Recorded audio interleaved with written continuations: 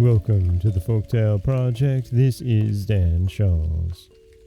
Today we have part 3 of the tale of a youth who set out to learn what fear is.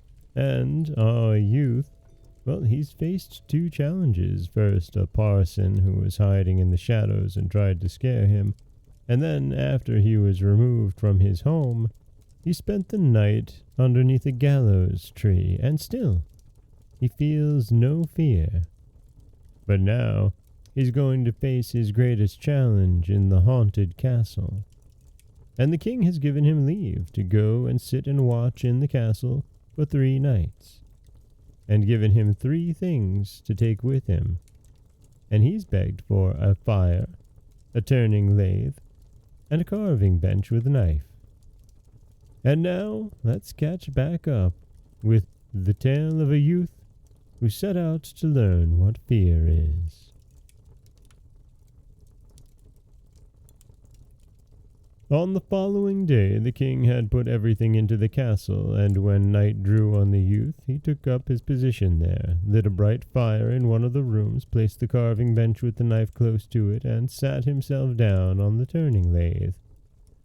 "Oh, if I could only shudder," he said, "but I shan't learn it here either." Towards midnight he wanted to make up the fire, and as he was blowing up a blaze he heard a shriek from a corner. "Oh, meow, how cold we are!" "Fools!" he cried. "Why do you scream? If you're cold, come and sit at the fire and warm yourselves."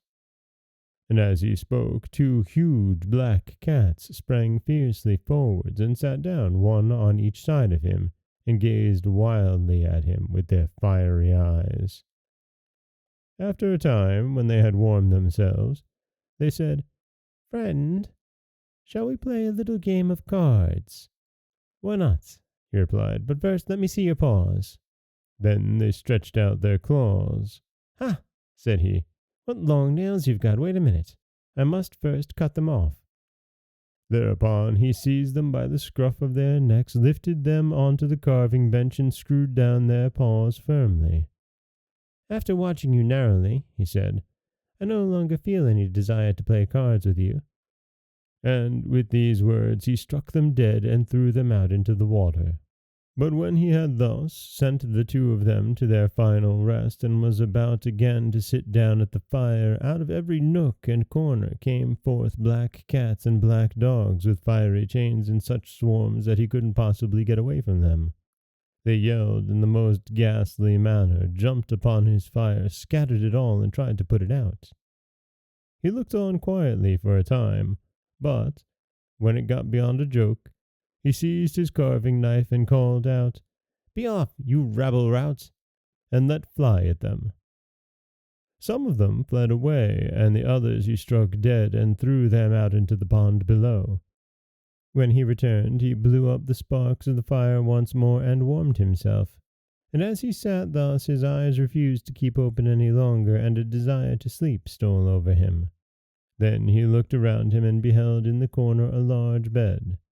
"The very thing," he said, and laid himself down in it. But when he wished to close his eyes, the bed began to move by itself, and ran all around the castle. "Capital," he said. "Only a little quicker."